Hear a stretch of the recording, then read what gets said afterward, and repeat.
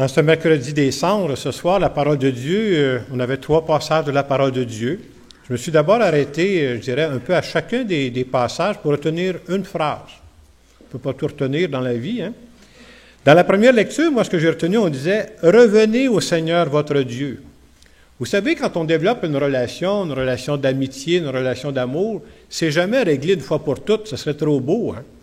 Il faut revenir, il faut récompenser, il faut se revoir, il faut se parler.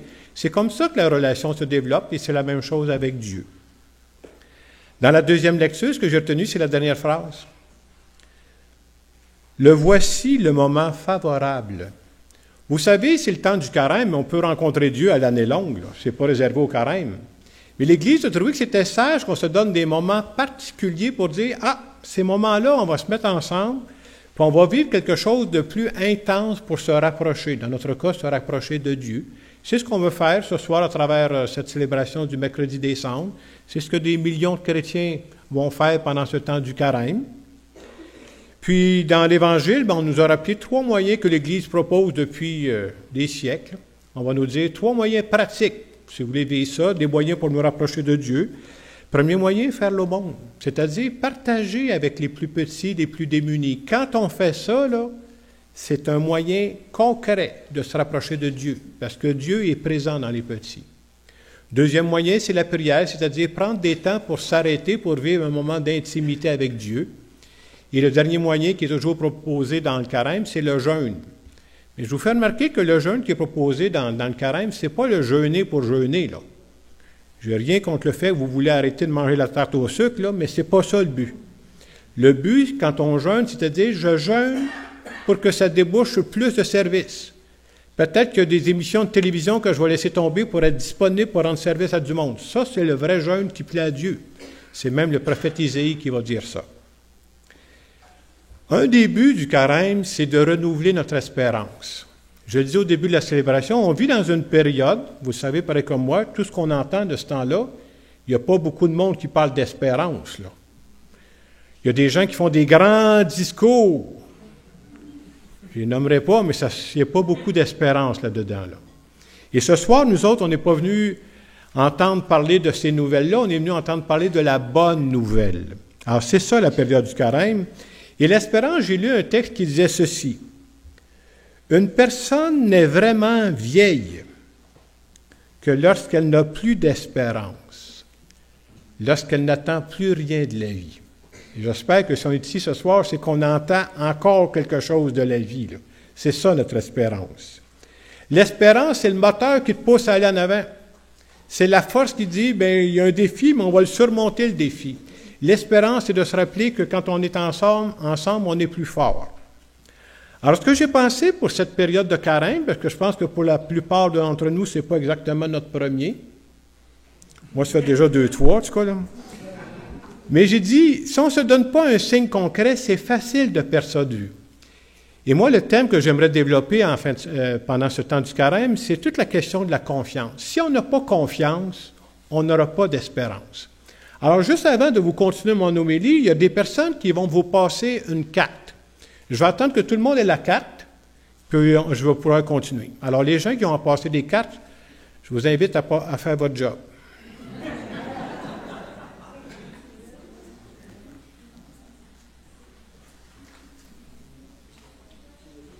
Peut-être aider.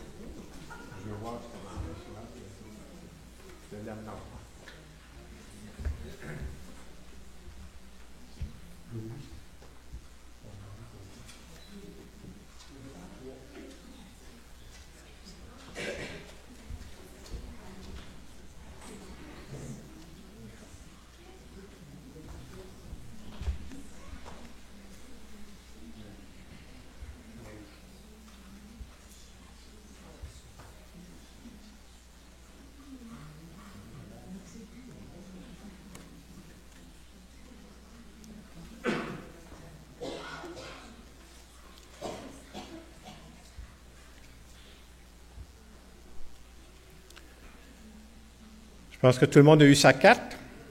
Alors, c'est exactement la carte que vous avez devant l'autel ici, ce soir. Vous savez c'est quoi cette carte-là? C'est la carte d'assurance maladie qu'on avait.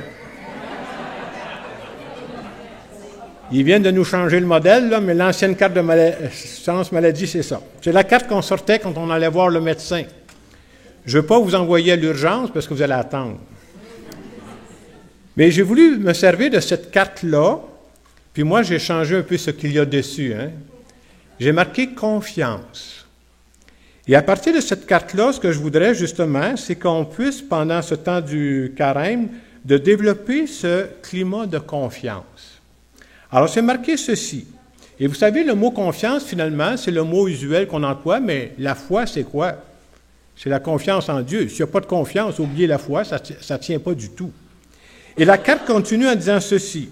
« Je choisis de croire que je ne suis jamais seul dans la vie.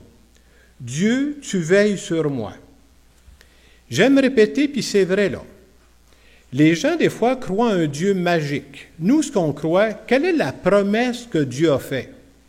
Dieu n'a jamais promis que moi, je ne rencontrais pas de difficultés dans ma vie. C'est pas vrai, cherchez dans la Bible, il n'a jamais promis ça. Mais il y en a une promesse solide qu'il a faite. Cette promesse-là, elle ne se dément pas. Il nous a dit, je serai toujours avec vous tous les jours jusqu'à la fin. Quoi qu'il nous arrive, on ne sera jamais seul. Et c'est ça l'espérance. L'espérance, ce n'est pas parce que je suis fort. Oui, j'ai fait des push-ups ce matin-là. Mais ma force à moi, elle est limitée. Ma force à moi, ma confiance, elle vient du fait que Dieu m'accompagne. Et comment Dieu m'accompagne? Mais Dieu met des personnes sur ma route, là.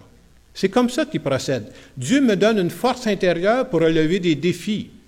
Et c'est important de se dire que la force que Dieu me donne, moi, la force que Dieu me donne, c'est pour quand? C'est pour aujourd'hui. Est-ce que j'ai la force pour dans 2 mois? Je ne l'ai pas. C'est important de savoir ça, hein? Mais dans 2 mois, il va être là. Et dans 2 mois, il va me donner ce dont j'ai besoin. Alors, c'est ce qu'on voit sur cette carte-là. Là.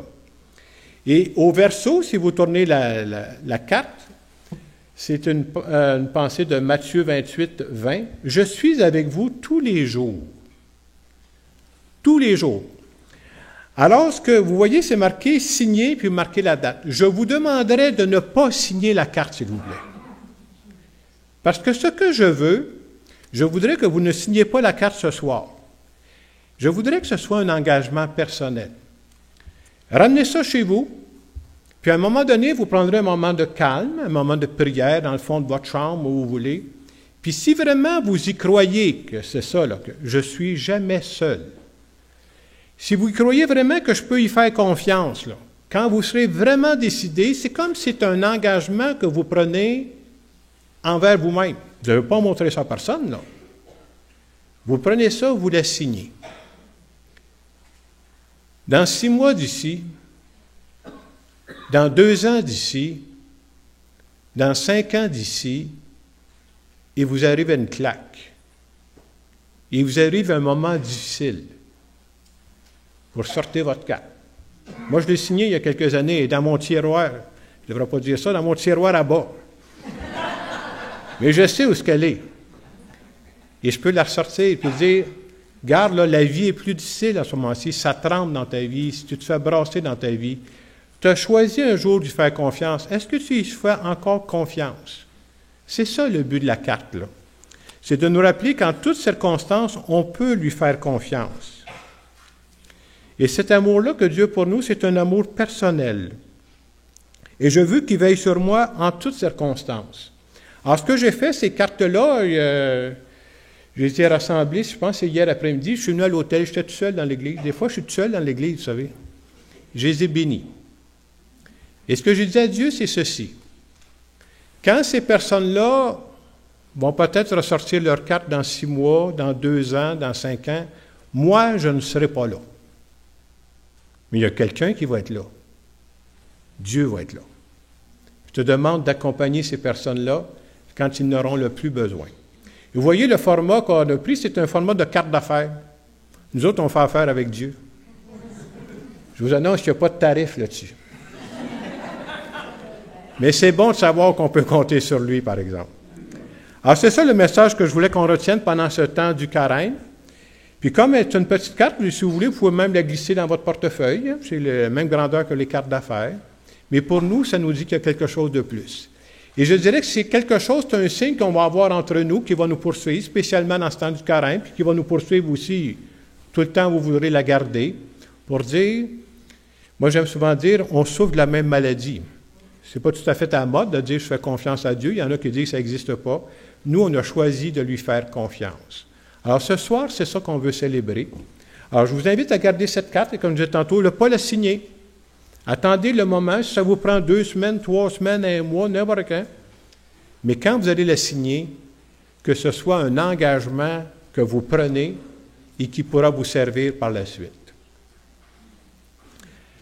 Tantôt, en cette soirée du mercredi des cendres, on va vous imposer les cendres. Vous savez, la formule habituelle, c'est « Souviens-toi que tu es poussière et que tu retourneras poussière ».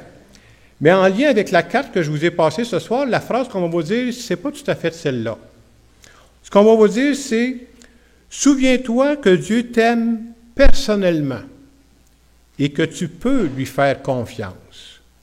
Et quand on va vous dire ça, on va vous mettre un peu de cendre, vous répondez « Amen ». Qu'est-ce que ça veut dire, ça, Amen? Ça veut dire « Je suis d'accord, là ». Souviens-toi que Dieu t'aime personnellement, pas en général, là. Il t'aime personnellement et que tu peux lui faire confiance. Autrement dit, en ce début de carême, en ce mercredi des cendres, on choisit ensemble de se remettre entre les mains de Dieu. Alors, juste avant de procéder à l'imposition des cendres, je vous invite à prendre quelques instants de réflexion pour dire, est-ce que vraiment j'ai le goût de faire cette démarche, de rechoisir de faire confiance à Dieu et qu'il va m'accompagner, spécialement dans ce temps du carême?